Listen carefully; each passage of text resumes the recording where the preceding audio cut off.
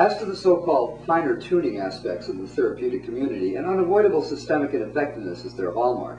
The possibility of any efficacy in a dialogue with psychological counsel is predicated on a voluntarily intended coming together of counselor and counselee. One cannot force growth any more than one may legislate morality.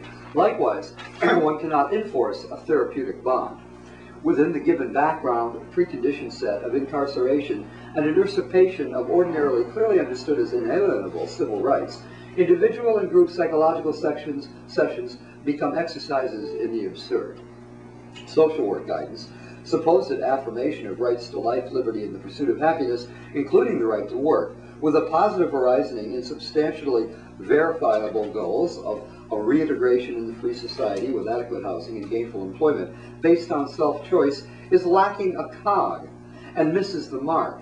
By structure, the institution is an encapsulation device to temporarily detain individuals away from the society of their fellows. It is without real communicative or portful intersection with free society. In fact, its only real purpose is this removal, inhumane and dislegal, of scapegoated individuals from community life. The cruelty and illegality involved, ill understood in the stereotypic group mind of society at large, creates just enough ignorant fear in the body politic to stifle real inquiry into extant conditions and further obfuscates the issues of real import, which include health, healing, and civil rights, so that the ex-mental health client faces apathy, further scapegoat stereotypification, and readmission. The rate of recidivism of the state mental health hospital system is gross. Often well over 75% of the client population of any one of the 7 state-run mental hospitals will consist of recycled individuals. With all their endless parietal lip service to the efficacy of work and good housing, psychological and social working staffers of the mental health system are perpetuating the regard of people as reusable soda pop bottles. The mental health patient is all too keenly aware of the debilitative effects of poor food, lack of fresh air and sunshine, loss of work, poor housing, and abnegation of civil rights. Yet the system continues to refuse to establish liaisons with community agencies so that it can deliver what it pretends to offer in terms of mainstreaming and problem solving against the distress that the institutionalization she fosters demands. Even if we Archie bunkerize over and ignore the abusiveness of a system that thrives on and perpetuates housing difficulties, how may we rightfully ignore the deliberate chemical intoxication of our fellow people with oral and injected psychotropic substances? Mind benders such as phenothiazines, curare-based anticholinergic nerve poisons, and nervous system deadening heavy metal lithium-3 are enforcibly poured down the throat and injected into the bodies of hapless victims willy-nilly. The pretense of the therapeutic efficacy of these chemicals helps the federal government cover the strip mining activities that supply war experimentation programs. Although well-formed clinical studies have demonstrated with painful clarity again and again since the early 1950s the danger of this chemical malintervention that annihilates health, it remains the main arm of treatment called psychotherapeutic. Over 25,000 patient clients right now in Massachusetts are being maintained on massive doses or overdoses of these toxins, kept low functioning and semi-shocked, with no regard for the very real and dangerous possibilities of resultant soft tissue damage, loss of psychomotor skills and basic functionings, impairment of, including temporary and permanent loss of proper respiratory, circulatory, and nervous system integration rates, and any or all of this may affect and appear synchronistically with the automatic constant impairment of mentation, perception, and emotive activities that inevitably follows the ingestion or injection of these toxins. It is ironic how extraordinary is the exactness of these substances in creating and maintaining the very symptomatology that they are touted to correct. No wonder that whatever, if any, the reality mental illness has, there is still almost universal agreement within and without the institutional nexi that there is no cure. Irregardless, this enforced intoxication is an ongoing crime against humanity, and so defined by the Geneva Accords of the United Nations. That we free citizens persist in allowing federal and state governments to perpetuate this humanity indicates public apathy of the most dangerous proportion. given the punitive nature of surroundings of these institutions, drab walls, concrete floors, omnipresent neofluorescent lighting, poor quality food, laden, visible to the naked eye with a glossy slime of bacteria colony cover, sunlight deprivation, constant loud noise, overcrowding, loss of privacy, and the continuous enforced assault on consciousness of mind-altering chemical toxins, it is difficult to conceive that any person would be observable as affecting normal behavior. Who is noticing and defining normal? Self-motivated perpetuators of a catch-22. The institution engenders just precisely the limitations on free behavior that its gifted observers use to justify the ongoingly illegal incarceration of their peers. In the meantime, administration continues to cry for more funding, increased personnel, more whitewash.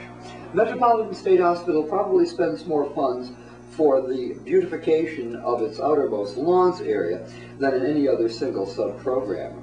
Maintaining a security force rates a close second. The Massachusetts State Treasury has $300 million recently allocated to our 7-hospital mental health system.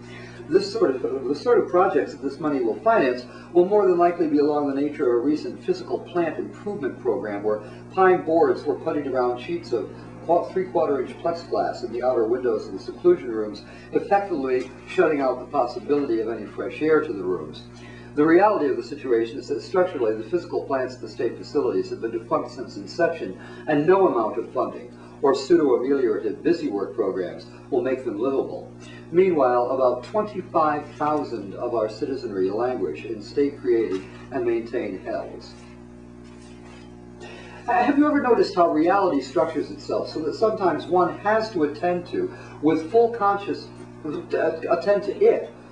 consciousness, or the risk of injury ensues? Even times, the mental health workers themselves had moments of occasion to call to apply themselves consciously to the moment of their work. Witness one such event. When a young woman, temporarily in an out-of-body state, received the full impact of the discharge of a nitrogen and carbon dioxide fire extinguishing unit in her mouth. This device had been mistaken for an oxygen unit by a quartet of frenzied workers, team led by the unit's nurse in charge. Somehow surviving the gassing, this young woman was bludgeoned about onto her back and leather-strapped one limb to each bedpost to her bed. The nonplussed team then proceeded to ignore her as she thrashed, revived consciousness, screamed to use the ladies' room to urinate, etc., for the next 6 hours. Their own attitude about their hideously abusive malintervention? Whoops, guess we're good. This sort of misintervention and injections of chemicals that cause panic and physical shock for 8 to 12 hours, a regular practice in the system, cannot be viewed in anyone's book as therapeutic. I do ever so heartily believe that if a bit more reality of concerned inquiry were brought to bear from this state's citizenry on the reality, the actuality of conditions, deplorably inhumane, of our statewide mental health hospital set, amelioration could follow swiftly to the point of abrogation of the whole institutional nexus. Perhaps if, as is happening elsewhere in the United States, we relied more on our fine holistic clinic system, instituted city and suburban crisis intervention centers disconnected from the police and court system, and refocused the city and statewide building programs with a greater allowance for low-income, rent-affordable housing, we might, within a fiscal year or so, phase out and chuck the dinosaur state mental hospital system. It strikes me we would go a long way in the process towards ridding ourselves of an apathetic and cringing disregard towards the suffering of others. Who knows? In a revived and renewed commitment to the pursuit of excellence of citizenship, we could come to see through the seeming necessity of our government's executorship sponsoring worldwide genocide and economically malfeasant, non-scientific, war-geared technologies. We might even realize we need not put up with biochemical warfare projects gone wild, i.e. the AIDS epidemic, a cancer research industry that produces nothing but misery, fear, and big-time profits, the Rube Goldberg machinations in Thanatos of the Star Wars long-haul project, or a $2.9 trillion deficit of our federal treasury with the World Bank. Sooner or later, Common sense and reality shall prevail. Thank you. I'm Richard William Timothy Cody. All right. Yeah, I blew a fuse downstairs.